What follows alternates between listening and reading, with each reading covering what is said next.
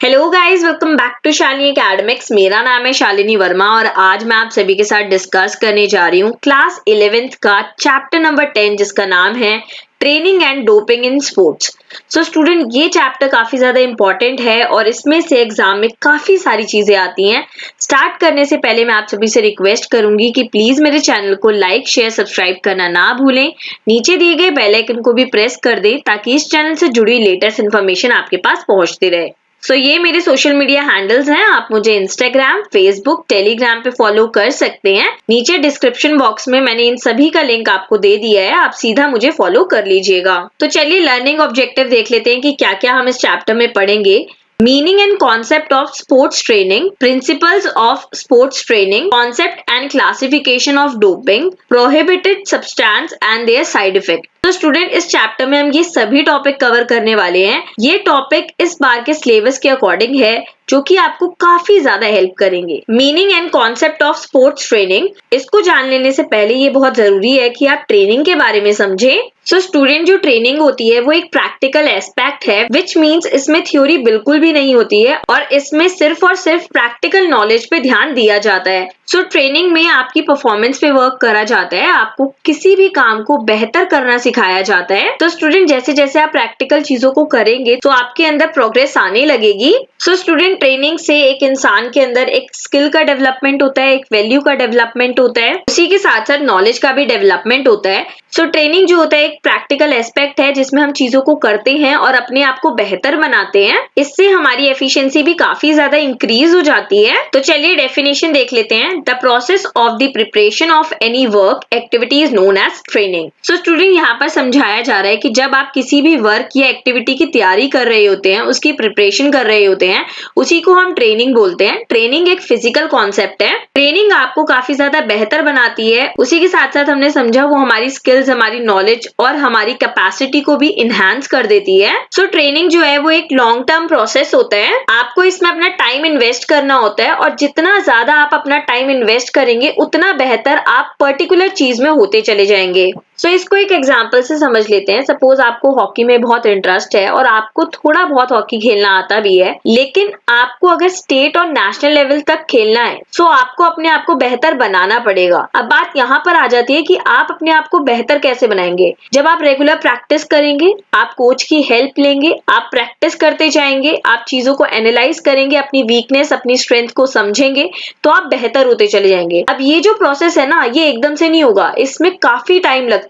ये जो आपको टाइम लग रहा है स्किल्स को सीखने में, नॉलेज को एक्वायर करने में, इसी को हम ट्रेनिंग बोलते हैं। आप जिस चीज की ट्रेनिंग ले रही होंगे आप उसमें काफी बेहतर हो जाते हैं और आपका प्रदर्शन भी काफी अच्छा हो जाता है। चलिए स्पोर्ट्स ट्रेनिंग को भी समझ लेते हैं। Sports training is an educational process based on scientific principles that aims to prepare players for a high level of performance in sports competition. Sports training जो है वो एक educational process है जो कि basically एक player को high level of performance के लिए encourage करती है। Which means जो training आपको sports में दी जा रही है ताकि आप अपने sports को बेहतर बना सकें, उसी को हम sports training बोलते हैं। इसको हमने अभी हॉकी वाले एग्जाम्पल से भी समझा था। अगर आप हॉकी खेलना चाहते हैं और अपने आप को बेहतर बनाना चाहते हैं तो उसके लिए आपको अपना टाइम कंट्रीब्यूट करना होगा, आपको अपने एफर्ट दिखाने होंगे, तभी आप काफी अच्छे प्लेयर बन पाएंगे। उसी के साथ साथ sports training is a long term process adopted for a purpose of achieving a high level of result, which means sports training जो है वो एक लॉन्ग टर्म प्रोसेस है और इसको हम इसलिए अडॉप्ट करते हैं ताकि जो हमारा रिजल्ट है वो काफी बेहतर आए और हम अपने एम को, अपने गोल्स को काफी इजीली फुलफिल कर सकें। ट्रेनिंग जो है वो हमारी एफिशिएंसी, हमारी नॉलेज, हमारी स्किल्स के साथ साथ हमारे गोल को अटेन करने में भी काफी ज्यादा मदद करती है और वो ट्रेनिंग जो स्पोर्ट्स से रिलेटेड होती है उसको हम स्पोर्ट्स ट्रेनिंग बोलते हैं। 10.1 डन कर दिया है। आज हम 10.2 डिस्कस करेंगे जिसमें हम डिस्कस करने वाले हैं प्रिंसिपल ऑफ स्पोर्ट्स ट्रेनिंग। तो चलिए शुरू करते हैं। Principle of sports training. Number 1, principle of continuity. Number 2, principle of overload, number 3 principle of differences, number 4 principle of progression, number 5 principle of active participation, number 6 principle of variety, number 7 principle of rest and recovery, number 8 principle of cyclicity, number 9 principle of warm up and cool down. Principle of continuity, so student यहाँ पर यही बताया गया है कि जब भी आप ट्रेनिंग कर रही हैं तो ये बहुत जरूरी है कि आपकी ट्रेनिंग कॉन्टिन्यूअस और रेगुलर बेसिस पे होनी चाहिए। Too long a break in the training should be avoided. So यहाँ पर यही बताया जा रहा है कि आपने ज्यादा गैप नहीं लेना है, आपने ट्रेनिंग को रेगुलर बेसिस पे करना है। ऐसा बिल्कुल नहीं होना चाहिए कि आप आज ट्रेनिंग पे गए हैं उसके बाद आप 3 महीने बाद जा रहे हैं तो उससे आपको प्रोग्रेस देखने को नहीं मिलेगी। सो ट्रेनिंग का सबसे पहला और सबसे इंपॉर्टेंट प्रिंसिपल यही है कि कंसिस्टेंसी बहुत बरकरार रहनी चाहिए, तभी आपको रिजल्ट बेहतर दिखेंगे। सपोज अभी आप सिर्फ मॉर्निंग में एक्सरसाइज करते हैं तो आपने अपनी बॉडी को इस तरीके से एडजस्ट करना है कि आप धीरे धीरे करके इवनिंग में भी ट्रेनिंग करें और अपने आप को बेहतर बनाएं। Next principle of overload, training has to be given by overload as per the normal load of an individual. So यहाँ पर ये कहने की कोशिश की जा रही है कि जब आप ट्रेनिंग करते हैं तो आप जितना नॉर्मल लोड ले सकते हैं उससे ज्यादा ही लोड आपको देना चाहिए, तब धीरे धीरे करके आपकी जो बॉडी है वो एडजस्ट करना सीखती है। तो ये बहुत जरूरी हो जाता है कि आप धीरे धीरे करके अपने लोड को इम्प्रूव करें, उससे आपकी स्ट्रेंथ भी बढ़ेगी प्लस एंड्योरेंस भी बढ़ जाएगी। चलिए एक एग्जांपल से समझ लेते हैं। एक इंसान जो 1500 मीटर तक रन करता है सो उसको धीरे धीरे करके अपने डिस्टेंस को बढ़ाना चाहिए।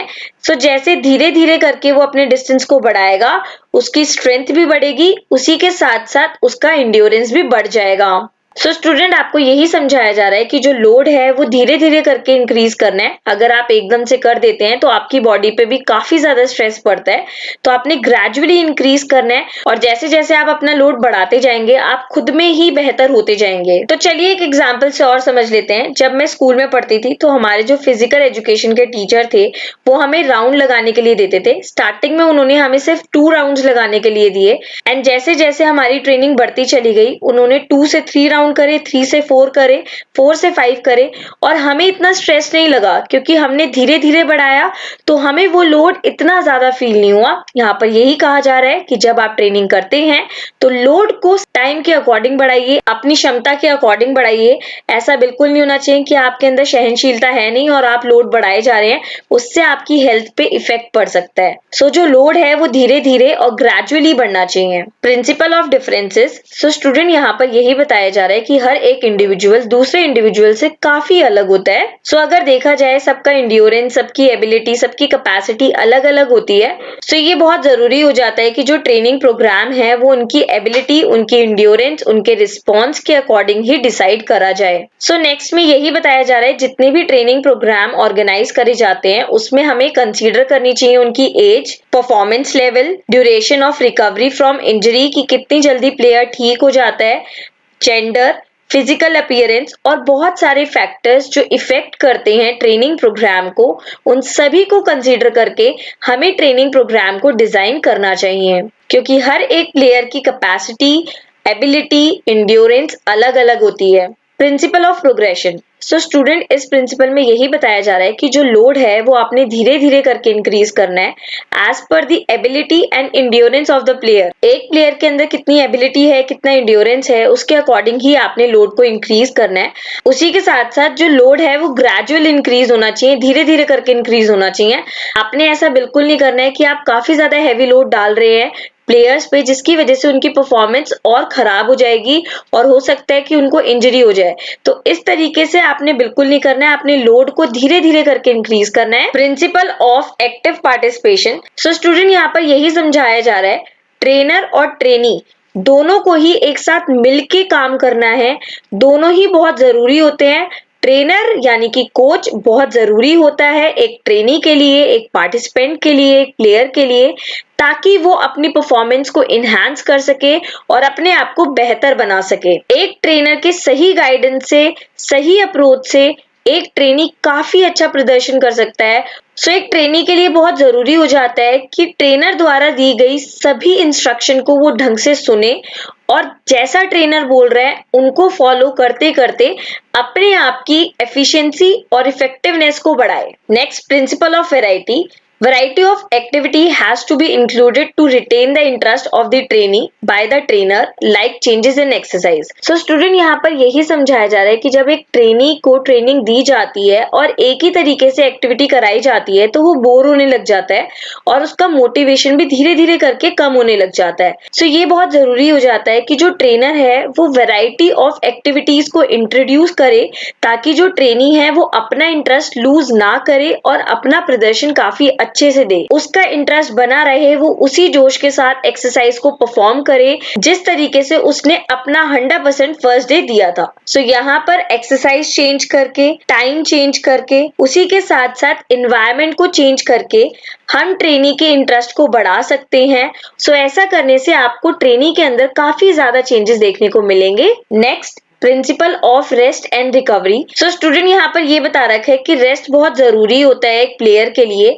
अगर वो रेस्ट करता है तो उसके अंदर रिकवरी भी काफी जल्दी से होती है और रेस्ट लेने से उसकी जो एनर्जी है वो धीरे धीरे करके दोबारा वापस आने लग जाती है और वो अपने टास्क को फुल एफिशिएंसी से कंप्लीट कर पाता है. सो स्टूडेंट यहाँ पर यही बताया जा रहा है कि एक रेस्ट बहुत जरूरी होता है एक प्लेयर के लिए. अगर वो रेस्ट करता है तो वो अपनी एनर्जी को रीगेन कर पाता है और जब उसको एनर्जी मिल जाएगी तो वो अपनी फुल एफिशिएंसी के साथ अपना बेहतर प्रदर्शन देगा और स्पोर्ट्स में काफी अच्छा कर पाएगा. सो रेस्ट बहुत जरूरी होता है अपने आप को परफेक्ट बनाने में. सो स्टूडेंट हमने 10.1 और 10.2 डन कर दिए है. आज हम 10.5 करेंगे, concept and classification of doping. तो चलिए शुरू करते हैं. Concept and classification of doping. Doping means consumption or intake of drugs or prohibited substances by the players in sports. So doping का basically मतलब ये होता है जब एक player अपनी performance को अच्छा करने के लिए और बेहतर करने के लिए बैन करे हुए substances को consume करता है. यानी कि ऐसे substances जो गवर्नमेंट ने बैन कर रखे हैं, अगर एक स्पोर्ट पर्सन उनको ले रहा है तो वो डोपिंग कर रहा है. फॉर एग्जाम्पल, एक प्लेयर है और गेम से पहले वो ड्रग्स लेता है ताकि उसकी परफॉर्मेंस बढ़ जाए और बाकी प्लेयर से वो अच्छा परफॉर्म करे और मेडिकल चेकअप में ये निकल आता है कि इसने डेफिनेटली कुछ सब्सटेंसेस कंज्यूम करे हैं. तो ऐसे प्लेयर के अगेंस्ट में बहुत स्ट्रिक्ट एक्शंस लिए जाते हैं क्योंकि ये डोपिंग के तहत आता है और ये सारी एक्टिविटीज करना काफी इलीगल है. सो इंटेंशनली और inappropriately using the prohibited illegal substance by the player is known as doping. चाहे वो प्लेयर जानबूझ के या अनजाने में ऐसे सब्सटेंसेस को कंज्यूम कर रहा है सो वो इलीगल माना जाएगा. Vada, world anti doping agency, ये एक ऐसा इंस्टीट्यूशन है जो कंट्रोल करता है और मैनेज करता है डोपिंग रिलेटिंग थिंग्स को और वो कोशिश करता है कि ऐसे प्लेयर्स जो डोपिंग करते हैं उनको डेफिनेटली रिमूव कर दिया जाए क्योंकि वो अपनी हेल्थ के साथ खिलवाड़ कर रहे हैं. उसी के साथ साथ वो अपने आप को ऊपर दिखाने के चक्कर में वो दूसरों का चांस भी छीन रहे हैं. इसको एस्टैब्लिश करा गया था 1999 में. So world anti doping agency बहुत सारे रूल्स एंड रेगुलेशंस बनाती है प्लेयर के लिए. Next, to break the code of doping is seen as the violation of the rules by the player like. तो यहाँ पर ये बताया जा रहा है कि रूल्स को तोड़ना वायलेशन माना जाएगा.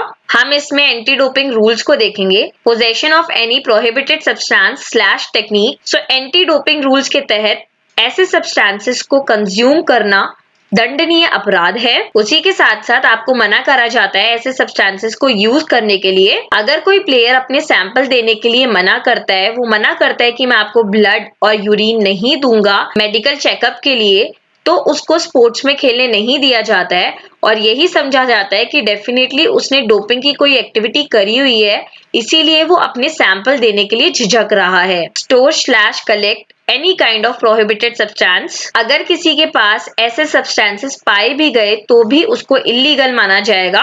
नेक्स्ट, अगर कोई प्लेयर मोटिवेट करता है या इंस्ट्रक्ट करता है दूसरे प्लेयर्स को कि आपको ऐसे सब्सटेंसेस कंज्यूम करने चाहिए, आपकी परफॉर्मेंस बढ़ जाएगी और उसके खिलाफ कंप्लेन हो जाती है, तो ये भी वायलेशन माना जाएगा. Next, classification of doping. Classification of doping 2 parts में डिवाइडेड है. First of all performance enhancing substances and second is physical method. तो हम इन दोनों को डीपली पढ़ेंगे.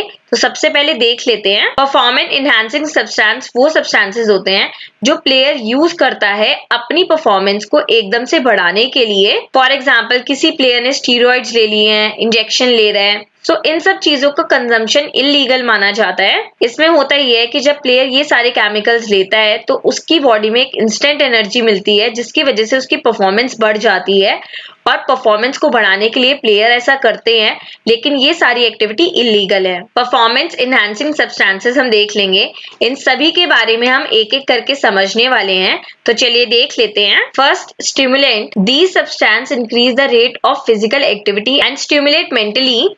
सो स्टिमुलेंट्स जो होते हैं वो आपकी बॉडी के अलर्टनेस को बढ़ा देते हैं, उसी के साथ साथ फिजिकल एक्टिविटी को परफॉर्म करने का रेट भी बढ़ जाता है। आप किसी भी चीज को बहुत देर तक कर पाएंगे और बहुत जल्दी जल्दी कर पाएंगे। सो स्टिमुलेंट्स के कुछ एग्जांपल्स हैं, जैसे कि cocaine, adrafinil, ephedrine, camphor etcetera. Second, anabolic steroids.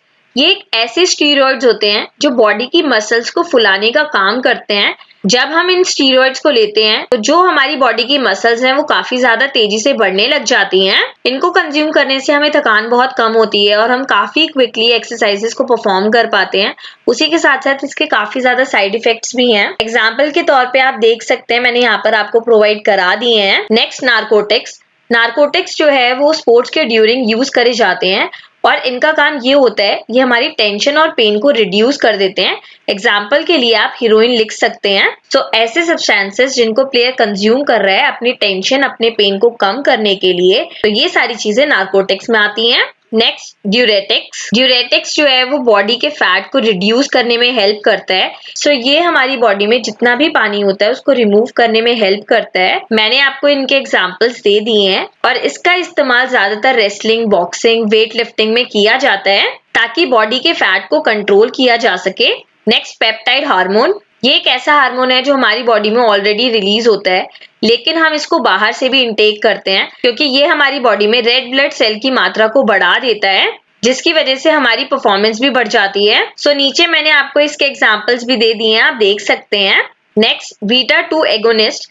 Basically ये क्या काम करता है, ये हमारी ब्रीदिंग को इम्प्रूव करता है, उसी के साथ साथ ये हमारी रिकवरी ड्यूरेशन को बढ़ा देता है और हमारी बॉडी को काफी ज्यादा एनर्जी प्रोवाइड कराता है, और जो लोग इसको कंज्यूम करते हैं उनको काफी ज्यादा एनर्जेटिक फील होता है। नेक्स्ट, बेटा ब्लॉकर। सो बेसिकली बेटा ब्लॉकर का इस्तेमाल इसलिए किया जाता है ताकि हमारी बॉडी में वाइब्रेशन कम से कम हो।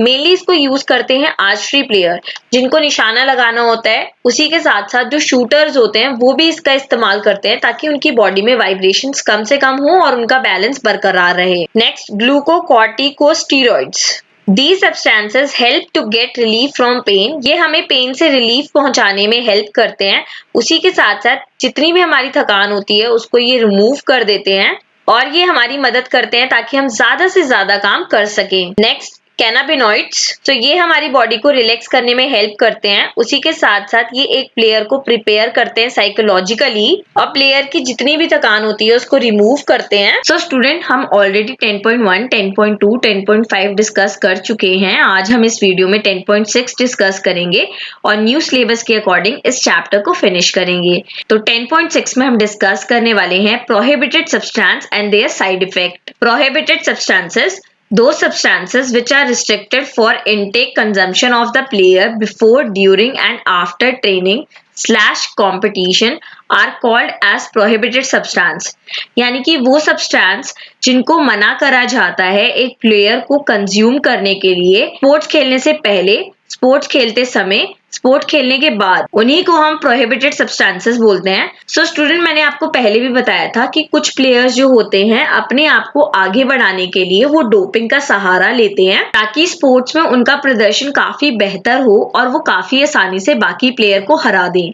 लेकिन ऐसा करना दंडनीय अपराध है और उसको गवर्न करती है एक ऑर्गेनाइजेशन जिसका नाम है वडा, जिसकी फुल फॉर्म है वर्ल्ड एंटी डोपिंग एजेंसी। सो ये वो एजेंसी है जो रूल्स एंड रेगुलेशंस बनाती है और कौन सी चीज प्रोहिबिटेड सब्सटेंस के अंतर्गत आएगी इसको भी क्लियर कर देती है।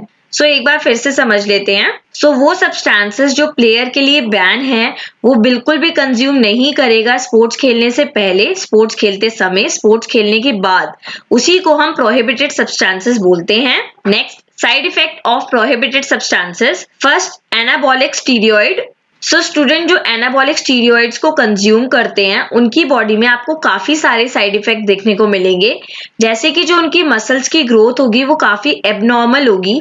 उसी के साथ साथ उनकी बॉडी में काफी एक्सट्रीम लेवल पे एनर्जी रिलीज आउट हो रही होगी। सो जो लोग एनाबॉलिक स्टीरॉइड्स लेते हैं उनके अंदर काफी ज्यादा मात्रा में हार्मोनल प्रॉब्लम्स हो जाती हैं। जैसे अगर हम फीमेल की बात करें तो फीमेल के फेस पे हेयर बहुत ज्यादा मात्रा में ग्रो करते हैं, उनकी दाढ़ी मूछें आने लग जाती हैं। उसी के साथ साथ जो उनकी मेंस्ट्रुएशन साइकिल होती है वो भी काफी ज्यादा डिसबैलेंस हो जाती है, हेयर लॉस होना शुरू हो जाता है और भी काफी ज्यादा साइड इफेक्ट देखने को मिलते हैं। उसी के साथ साथ कार्डियक प्रॉब्लम्स वो होती हैं जो दिल से रिलेटेड प्रॉब्लम्स होती हैं। तो अगर कोई इंसान एनाबॉलिक स्टीरॉइड ले रहा है तो डेफिनेटली उसको हार्ट डिजीज होने के चांसेस हैं, प्लस उसको लिवर में भी प्रॉब्लम हो सकती है। आगे मूव करते हैं। सो स्टिमुलेंट्स लेने से जो ग्रोथ है वो काफी कम हो जाती है, उसी के साथ साथ अलर्टनेस भी काफी ज्यादा कम हो जाती है और बॉडी काफी थकी थकी रहती है। Increased breath and pulse rate, ये हमारी पल्स रेट को भी बढ़ा देता है। बॉडी का टेम्परेचर काफी ज्यादा रहता है और टेंशन भी बहुत ज्यादा हो जाती है। नेक्स्ट नारकोटिक्स से बहुत सारे साइड इफेक्ट देखने को मिलते हैं, जैसे कि जो मेंटल टॉलरेंस है वो काफी ज्यादा बढ़ जाती है और जो ब्रीदिंग रेट है वो धीरे धीरे करके कम होने लग जाती है। बॉडी में जो पेन है वो बिल्कुल महसूस ही नहीं होता है, तो यहाँ पर पेन जो है वो काफी ज्यादा कम होने लग जाता है। अगर एक इंसान है उसने नारकोटिक को कंज्यूम कर रखा है तो उसको ना पेन बिल्कुल भी ना महसूस नहीं होगा। आप उसको मतलब पिंच करोगे या हल्का सा ज्यादा पेन देने की कोशिश करोगे तो उसको ना पेन लगेगा ही नहीं। Next diuretic. सो इसमें क्या क्या साइड इफेक्ट देखने को मिलते हैं, इसमें जो बॉडी फैट है वो काफी जल्दी से रिड्यूस होने लग जाता है। Next cardiac arrest. तो बेसिकली इसमें क्या होता है, जो हार्ट होता है वो सडनली काम करना बंद कर देता है। अगर सिंपल भाषा में समझाया जाए तो जो हार्ट है वो धड़कना ही बंद कर देता है। उसी के साथ साथ जो किडनी है वो भी काफी ज्यादा मात्रा में खराब हो जाती है और उनकी डिसफंक्शनिंग स्टार्ट हो जाती है, वो सही से काम नहीं करती हैं। Next corticosteroid. सो इसमें जो हमें साइड इफेक्ट देखने को मिलते हैं, बहुत जल्दी से गुस्सा आने लग जाता है। तो जो इंसान इसको कंज्यूम करता है वो छोटी से छोटी बात पे बहुत जल्दी गुस्सा हो जाता है और उनका हाथ भी बहुत जल्दी से उठ जाता है। वो अपने गुस्से को, वो अपने एग्रेशन को कंट्रोल नहीं कर पाते हैं। इंक्रीजिंग पेन टॉलरेंस, जो पेन सहने की शक्ति है वो बढ़ जाती है। उसी के साथ साथ जो हमारी बॉडी में ग्लैंड्स होते हैं वो सही से काम नहीं करते हैं। Next numbness. तो नंबनेस में बॉडी को किसी भी प्रकार की सेंसेशन फील नहीं होती है। सपोज आप किसी को टिकलिंग कर रहे हैं, गुदगुदी कर रहे हैं, तो उसको वो भी महसूस नहीं होगा। सो आई होप आपको ये सारे साइड इफेक्ट समझ आए होंगे। नेक्स्ट बेटा ब्लॉकर में क्या होता है, जो हार्ट रेट है वो काफी डिक्रीज हो जाता है। उसी के साथ साथ जो पल्स रेट होती है वो लो हो जाती है एंड मेंटल इलनेस स्टार्ट हो जाती है। सो स्टूडेंट यहीं पे ये सारे साइड इफेक्ट खत्म हो जाते हैं। सो आई होप आपको समझ आया होगा कि ड्रग्स लेना कितना डेंजरस है और वो हमारी बॉडी को कितना ज्यादा इफेक्ट कर सकता है। सो स्टूडेंट इसी के साथ ही चैप्टर हो जाता है फिनिश। अगर आपको मेरी वीडियो अच्छी लगी है तो आप मेरे चैनल के साथ जुड़ सकते हैं। नीचे दिए गए बेल आइकन को भी जरूर प्रेस कर दीजिएगा ताकि इस चैनल से जुड़ी लेटेस्ट इन्फॉर्मेशन आपके पास पहुंचती रहे। So thank you guys.